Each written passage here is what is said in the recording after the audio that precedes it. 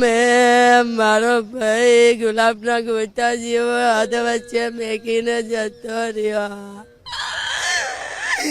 અમારા પાંચ ભાઈ બુઢી ખૂબ જ અત્યંત દુઃખ લાગે છે અને ખરેખર તમને હું આગળ એક ક્લિપ બતાવવાનો છું વિડીયોની, જેને જોઈને ખરેખર તમારા પગ નીચેથી જમીન સરકી જશે અને તમે ખરેખર ધ્રુજી ઉઠશો કે ખરેખર આટલા હદ સુધી પણ હોઈ શકે છે.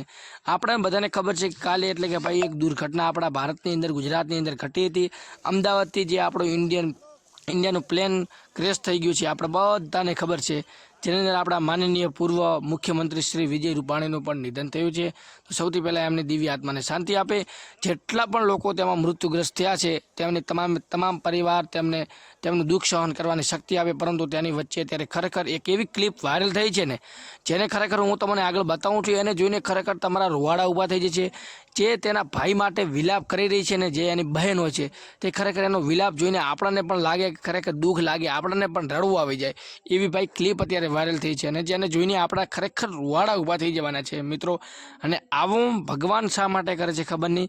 અને એ કહે છે કે મારો ભાઈ ક્યારેય સૂતો નથી, પરંતુ આજે કેમ સૂઈ ગયું, એવી ટાઈપના તેના શબ્દો છે. ખરેખર એને જોઈને આપણને ખૂબ જ અત્યંત દુઃખ લાગે એવી આ દર્દનાક કહાની ઘટના જે હું તમને આગળ ક્લિપ સંભળાવું છું. એ એકવાર ક્લિપ સાંભળો અને પછી આપણે આગળની વાત કરીએ. મામાઈ ચાને કેટલી હતી અમારી એસઆરપી કેમ જોડે અંગાડી ઉતેલો તો બપોરનો તાપ પડતો તો સોયરા તો આ ગાયો ને ઉતેલો ને ઉતેલો રે. એમાં મમ્મીએ ઘણી બૂમો પાડી, ઘણી કોશિશ કરી, પણ મારા ભાઈ ના ઉભો થયો.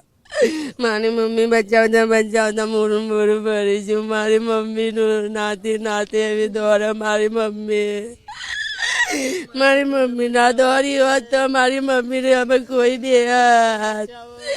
મારા ભાઈ નો ઉજેલો જોયો તો કુકડું થઈને પડ્યો મારો ભાઈ. મારા ભાઈ ને કેવું છીએ અમે. મારો ભાઈ ગુલાબના ગોટા જેવો હાથ વચ્ચે મેકીને જતો રહ્યો. અમારા પાંચ ભાઈ બુઢી તુલ્લી હતી ભાઈ, હવે 4 થઈ ગયા. મારા મા બાપ આવડા મોટા છે. મારો બાલ વાંકો થવા નહીં દીધો માસી. મારા ભાઈ ત્યાં ને ત્યાં ઊંઘેલા રહ્યા.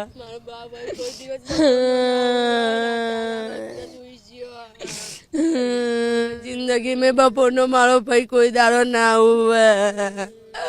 અને કાલે ઊંધું તો ઘણી વાર આંકવે જઈ મારો ભાઈ હંમેશા માથે જતો રહ્યો. મારા ભાઈને ક્યાં ઊંઘવા છીએ મારા ભાઈનો અવાજ સાંભળવા નહીં મળતો મને. તમે આગળ ક્લિપ જેવી રીતે જોઈ, ખરેખર એને જોઈને આપણા રૂવાડા ઊભા થઈ જાય એવી અનેક ક્લિપો આવી છે. હું તમને આગળ એવી પણ ક્લિપો એડ કરીશ. અને અમુક એવી ક્લિપો છે ને ખરેખર લાસ્ટના ઢગલા જોવા મળ્યા છે, પરંતુ એને હું અત્યારે બતાવી શકતો નથી, કારણ કે આપણા યુટ્યુબનું ગાઈડલાઇન્સ પોલિસી હોય છે. પરંતુ ખરેખર આ એક દર્દનાક ઘટના બની છે ને, એને આપણે જોઈને ભાઈ ખરેખર આપણો એકવાર જીવ દુભાઈ જાય કે ખરેખર એની અંદર 245 જેવા તો અત્યારે પેસેન્જર હતા. તેની સાથે જે .com ટીમ હતી, જે હોસ્ટેલની અંદર જમવાની તૈયારી કરી રહ્યા હતા, અને જમતા એની ઉપરથી અચાનક પ્લેન આવ્યું અને ક્રેશ થઈ ગયું. અને ભાઈ 1.5 લાખ લીટરથી પણ વધારે તેની અંદર ઈંધણ એટલે કે ઓઇલ હતું, જે ફૂટવાથી ભાઈ અકસ્માત ખૂબ જ ભયંકર અકસ્માત થયો છે. અને આ અકસ્માતથી સમગ્ર આપણો ભારત અત્યારે નમી ભરેલી દ્રષ્ટિએ જોઈ રહ્યું છે. તમામ એક્ટરો હોય, બોલિવૂડ સ્ટાર હોય, તે બધાએ એને નમી સ્થાન કરી છે.